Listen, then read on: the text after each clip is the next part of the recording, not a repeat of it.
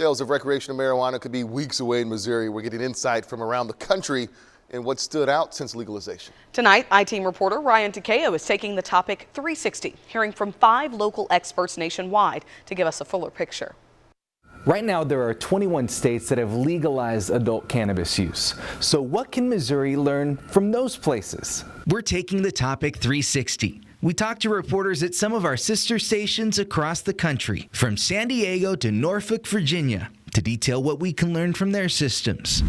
Today marks 10 years since Coloradans voted to legalize recreational marijuana. Colorado was the first state to legalize recreational marijuana sales. Amendment 64 is a go. History in the making here, folks. 10 years since the passing of Amendment 64, that was the statewide initiative. The so-called green rush increased Colorado's employment, the real estate market, and tax revenue. That's according to the Federal Reserve Bank of Kansas City, which covers Colorado too. But marijuana sales are not legal everywhere in Colorado. Allison Zimmerman is a reporter with our Colorado Springs station. Voters there rejected recreational cannabis last November. It lost by a pretty wide margin here in Colorado Springs. Sales in Colorado have slowed as more states have legalized recreational use. A recent KC Fed blog points out challenges to the industry include banking issues and concerns from some local officials about health and safety. Very much opposed. Zimmerman says Colorado Springs mayor led the charge against recreational cannabis leading up to the vote there. In some of these communities, attitudes are shifting, but at the same time, a lot of people are realizing, well, it's becoming legal in other places. Maybe we don't want it here.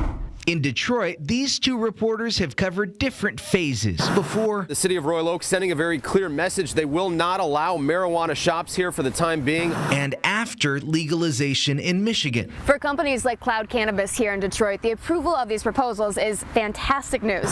Simon Shaquette covered how different local governments handled the public feedback process in 2018. There's certainly people that see the good in allowing for these businesses to operate legally with regulation, but there's also a sense of reluctancy in some places who aren't sure about how they would work and aren't necessarily comfortable with the business that's being done. Sarah Grimmer covered last November's elections, where voters in a dozen cities decided their local ordinances. Voters in 7 of the 12 cities approved of dispensaries moving in. It seems like the general consensus is slowly but surely more and more people are getting on board. And the pool of those wanting to be a dispensary owner, it's popular. Like I was talking to a dispensary owner who told me that for one space in Auburn Hills, there will be over 100 applicants.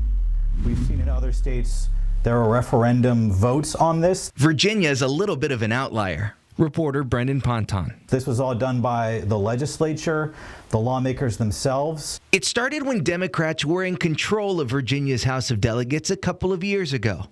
Virginia lawmakers voted along party lines in 2021 to legalize simple possession of marijuana, but left it up to future legislative action to work out how retail sales would work. Then Republicans gained control of the House of Delegates and the governor's mansion. And so we saw in 2022 kind of a stalemate. So in Virginia, it's technically legal to use marijuana, but it's illegal to buy it. Yeah, it's confusing. So you can actually grow up to 4 plants at your house, but you can't purchase the seeds. In San Diego, reporter Jared Aarons has covered the topic since California voters approved legalization in 2016. He points out the time between voter approval and actual sales was lengthy and deliberate, even though medical marijuana had been set up in the state for years. It was a very long rollout, taking those 2 years for all the cities to go through all their due diligence to come up with the way that recreational marijuana was going to work in California. That 2-year rollout is much longer than Missouri's. Soon, 21-year-olds in Missouri will be able to legally buy marijuana at a local dispensary or grow it at home. Amendment 3 called overnight with more than 1 million yes votes. Voters approved Amendment 3 in November, and sales could start as soon as February. Keep in mind, Missouri leaders have been able to watch other states' processes.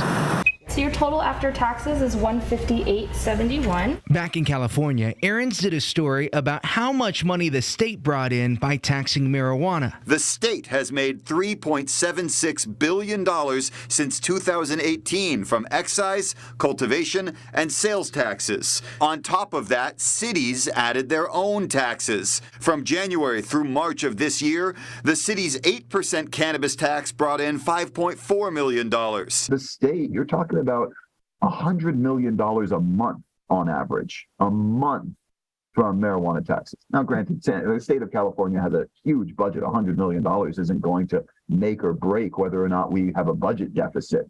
But most of these taxes are specifically earmarked for the general fund. It just goes into the well and it can be spent on anything. We're probably a few weeks away from sales actually starting. In Missouri, there's going to be a 6% state tax, and several cities are starting the process for a 3% local tax on top of that, which would need to be approved by voters. I'm Ryan Takeo, KSHB 41 News.